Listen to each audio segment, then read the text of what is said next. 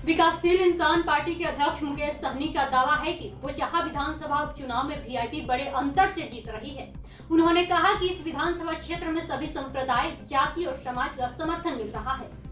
बोचहा उपचुनाव के लिए प्रचार अभियान में पहुंचे पूर्व मंत्री सहनी ने कहा कि बोचहा विधानसभा क्षेत्र चुनाव भले ही कहने को उपचुनाव हो, इससे सरकार पर कोई असर नहीं पड़ने वाला, लेकिन इस चुनाव का परिणाम राज्य के सियासत पर गहरा असर डालने वाला है।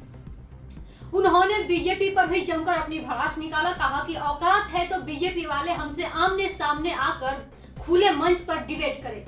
आप जो कर रहे हैं वो गलत है या हम जो कर रहे हैं वो गलत था, ये बिहार की जनता के सामने आना चाहिए।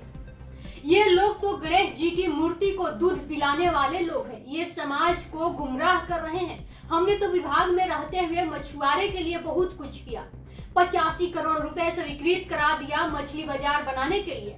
अब बनाई वे लोग, उनका काम है।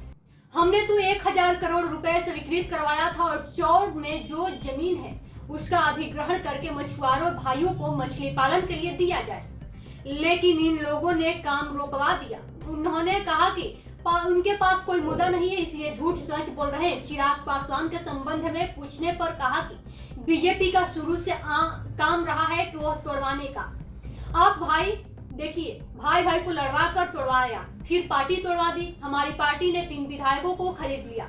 ये सब बिहार की जनता देख रही है, निषाद समाज देख रहा है। हम समय आने पर बता दिया जाएगा। पहले ये लोग हमें केवट का वंशज कहते हैं कि यही अब नाव पार लगाएगा। अब हम रावण हो गए हैं। उन्होंने कहा कि नीतीश कुमार के मंत्रिमंडल में बहुत कम समय तक रहने का मौका मिला, लेकिन जितने दिन रहा उतने दिन बिहार के लोगों के हित में काम किया।